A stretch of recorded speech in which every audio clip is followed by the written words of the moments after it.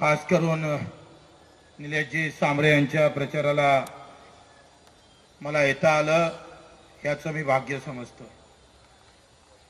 तुम्ही किती आहे आणि कोण विरोधात हा विषय महत्त्वाचा नाहीये,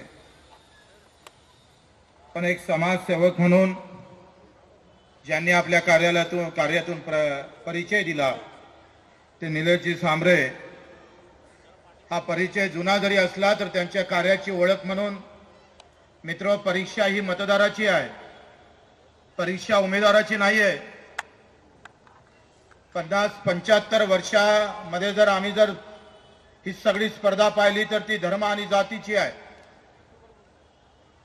जातीचे आणि धर्माचे गणित सगळे आम्ही पाहतोय, प्रत्येक पक्ष आपापल्या पद्धतीने मांडत असतं। मी तुम्हाला खास करून सांगतोय,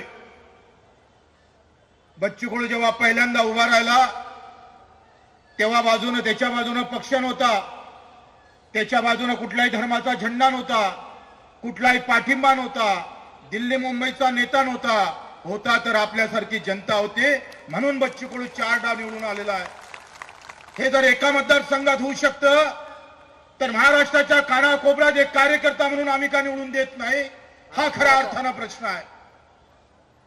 आम्ही सगळेजण जर आम्ही पाहतोय धर्म आणि त्या धर्माचे झेंडे घेऊन जर मत मागायला निघालो तर ज्या माझ्या माय बहिणी अजूनही त्यांना घर नसेल, ज्यांना मजुरीची मजुरी भेटत नसेल, ज्या शेतकऱ्याला अजूनही भाव भेटत नसेल आणि त्याच्या समोर जर आम्ही झेंडे उभे करून जर मत मागत असाल तर ते हात छाटण्याची वेळ खऱ्या अर्थानं या निवडणुकीत आम्ही दाखवली पाहिजे। मित्र, योगायोगानं शिलाई मशीन हे चिन्ह आपल्याला भेटलं निलेशजी। शिलाई मशीन म्हणजे कामगाराचं प्रतीक आहे। ते शिलाई मशीन चालू नाही जे तुमच्या अंगावरचे कपडे सुद्धा तुम्हाला धड घालता येणार नाही, आणि जे कपडे घालतो ना ते शेतकऱ्याचं प्रतीक आहे। दोघे जर थांबले ना तर मी सांगतोय नंगे फिरावं लागेल अशी अवस्था आहे। आम्ही पाहतोय का एक कपडा जो आमचा शेतकरी लाख मेहनत करून, रात्रीचा दिवस करून, दिवसाची रात्र करून, रक्ताचं पाणी करून मित्र काळ्या मातीत आम्ही पाहतोय पांढरं सोनं निर्माण करतं, त्या शेतकऱ्याचं काँग्रेसवाल्याने भलं केलं नाही, त्या शेतकऱ्याचं भाजपवाल्यांनी पण भलं केलं नाही, आणि म्हणून खऱ्या यासाठी आम्ही एक तिसरा उमेदवार म्हणून त्या लोकसभेत पाठवण्याची गरज आहे। मित्र, आपण पाहतोय या सगळ्या रणधुमीमध्ये 1000 रुपये भाव कापसाच्या भावाचे कमी झाले। मला अचंबा वाटलाय का इकडे निवडणूक चालू आहे आणि कापसाचे भाव 1000 रुपयाने कमी होत आहे, तरी शेतकऱ्यामध्ये संतापाची लाट का नाही? कारण त्याच्या डोक्यात निळा भगवा हिरवा घातलाय। निवडणूक हे निमित्त आहे, निवडणूक हे मुद्द्यावर झाली पाहिजे, धर्म आणि जातीवर होता कामा नये। जे आमच्या हक्कावर, आमच्या वेदनेवर होणं गरजेचं आहे, आणि हल्ली ते दिसत नाही। मी जेव्हा लोकसभा अमरावतीच्या निवडणूक लढत होतो तेव्हा लोकांना सांगत होतो का तुमचं मत जात म्हणून पाहिजे नाही, तुमचं मत आम्ही धर्म म्हणून पाहिजे नाही, तर तुमचं मत शेतकरी आणि शेतमजूर जर दिलं तर आम्ही निवडून आल्याशिवाय राहणार नाही, असं आम्ही खणकावून सांगत होतो। मित्र, या निवडणुका जेपर्यंत मुद्द्यावर होणार नाही तोपर्यंत सामान्यातला सामान्य माणूस खऱ्या अर्थानं आनंदित होऊ शकणार नाही। गॅरंटी तर खऱ्या अर्थानं आमच्या दिव्यांगाला पाहिजे। आमचा आमदाराचा पगार 5 महिन्याच्या आत होते, 5 तारखेच्या आत होतं, आणि दिव्यांगाचा पगार 3 महिने होत नाही। आदिलशाही बरी का निजामशाही बरी असं मनाची वेळ आली। साधा आमच्या तुमच्या पालघरमध्ये जो आदिवासी MRHS वर कामावर जातो रोजगार हमीवर, त्याचे पगार 4 महिने निलेश भाऊ झाले नाही, एकही खासदार बोलायला तयार नाही आहे। मग आम्ही खेड्यातल्या काम करणाऱ्या माणसाचे दुःख ते जर त्या संसदमध्ये मांडत नसाल आणि झेंडा घेऊन मत मागायला येत असाल तर निर्णय तुमचा आहे, बटन कोणाची दाबाची म्हणून। आम्ही एवढे जर लक्षात घेऊन काम करत नसणार, काल परवा आम्ही जेव्हा माझ्या मित्र आमच्या कार्यकर्त्याच्या घरी गेलोय, त्या झोपडपट्टीत जेव्हा फिरत होतोय तेव्हा पाय पसरा एवढे घर नाही आहे. मला वाटलं गावापेक्षा शहरातले बरे असणार, पण 75व्या वर्षामध्ये घर भेटू शकलं नाही. या मुंबई कल्याणमध्ये 6 ते 7 लोक आजही फुटपाथवर झोपतोय, त्याची कोणाला फिकर नाही.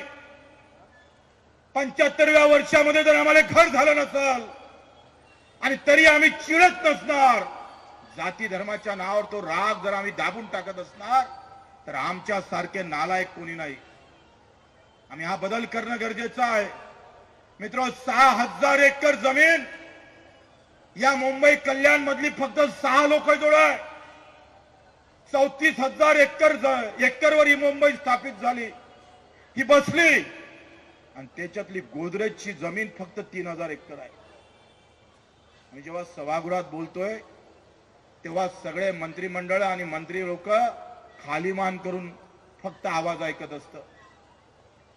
त्या हाकेला आवाजाला आवाज देणारा माणूस सुद्धा सभागृहात सापडत नाही. याचं कारण आहे जात आणि धर्म आणि पंथ. ही सगळं तोडायचं असेल तर असेच नौके उमेदवार ज्यांनी प्रचंड काम निलेश सांबरेंनी ज्यांच्या या भागात केलं, मी स्वतः साक्ष आहे. उगाच काही त्यांच्या प्रचाराला आलो नसतोय. एक प्रचार सभा केली राजू शेट्टीची, आणि माझ्या अमरावतीनंतर दुसरी प्रचार सभा फक्त निलेशजी सांबरे यांची केली आहे. दुसरं काही कारण नाही आहे. लढणारी फौज कानाकोपऱ्यातून एक एक जरी तयार झाला तर काम करणारा, कष्टकरी करणारा खऱ्या अर्थानं माणूस आम्ही पाहतोय सुखानं झोप घेतल्याशिवाय राहणार नाही. म्हणून आपल्याकडून सगळ्यांना विनंती करतोय, आम्ही किती आहो हे महत्वाचं नाही, आम्ही कसे आहो हे फार महत्वाचं आहे.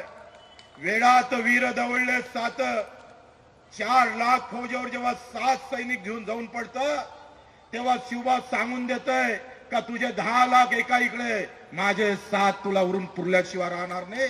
या दिमाखानं आम्हाला समोर जावं लागेल. लढाई जिंकणं महत्वाचं आहे, हारण्याचा ठपका लागू देऊ नका. काम करणाऱ्याच्या पाठीमागे जर हार नशिबी आली तर काम करणारा कार्यकर्ता दफन झाल्याशिवाय राहणार नाही. काम करणारा कार्यकर्ता जिवंत राहिला पाहिजे, ह्या खऱ्यात तुमच्याकडून अपेक्षा आहे. आणि म्हणून आपल्या सर्वांना विनंती करेल का निलेशजी सांबरे जे 20 तारखेला होणारं तुमचं आमचं जे काही मतदान असेल, लोकशाहीच्या माध्यमातून ही चळवळ आम्हाला उभी कशी करता येईल. आम्ही पाहतोय 10 आंदोलनाची ताकद एका मतदानात आहे, आणि ते मतदान ज्या दिवशी कामावर, हुद्द्यावर, मुद्द्यावर होईल त्या दिवशी चित्र बदललेलं असेल. आम्ही 20 वर्ष बच्चू कडू सातत्यानं लढतोय. कुठल्याही पक्षाचा पाठिंबा या 20 वर्षात बच्चू कडूंना कधीही घेतला नाही. कधीही कुठल्याही नेत्याला बोलावलं नाही, कोणत्या हिरोला बोलावलं नाही, हिरोईनला बोलावलं नाही. आम्हीच सगळे काही होतोय. बच्चू कडू कार्यकर्ता होता आणि नेता पण होता आणि उमेदवार पण होता. मित्र, ह्या लढाई जिंकता येतं फक्त तुमच्या मनगडात ताकद आणि मनात खऱ्या अर्थानं विचाराची गरज आहे. डोक्यामध्ये एक विचार घेऊन आणि मनगड मजबूत केले तर अशा अनेक निवडणुका जिंकता येईल. माझ्यासारखा सामान्य कार्यकर्ता त्या कल्याणला सभा होतोय. निलेशराव, मी 7 वर्ष विदाऊट तिकीट गेलो या रेल्वेमध्ये. 7 वर्ष तिकीट नावाची गोष्टच पाहिली नव्हती. आम्ही विधानसभेत निवडून आल्यावर डायरेक्ट एसीचा डब्बा भेटला, तोही विदाऊट तिकीटचा, कारण ते पैसे सरकार भरतंय म्हणून. पैसेच भरावे लागले नाही. पेशंटला याजाची सोय नाही म्हणून आम्ही पाहतोय खिशात पैसे नाही, पण त्याचा जीव असला पाहिजे म्हणून विदाऊट 7 वर्ष प्रवास केला. 8 वेळा आम्ही या जेलात अंदर राहिलो विदाऊट तिकीटच्या नावानं, पण काम सोडलं नाही. 350 गुन्हे दाखल आहे अंगावर, पण अजूनही डरकावल्याशिवाय राहत नाही. सत्ता कोणाची असू दे, कोणी कितीही मोठा असू दे, नेता आमचा बाप होऊ शकत नाही, शेतकरी आणि मजूरच आमचा मायबाप होऊ शकतं, हे ठणकावून आम्ही सांगत असतोय. आणि मग हे ठणकावून सांगणारे माणसं आता कमी होत चाललंय. जे आहे ते वाचवा, त्याला ताकद द्या, मजबूतीनं समोर या आणि मला वाटते 20 तारखेला शिलाई मशीनवरचं बटन दाबा अशी विनंती करतो आणि इथं 2 शब्द संपवतो. जय हिंद, जय महाराष्ट्र.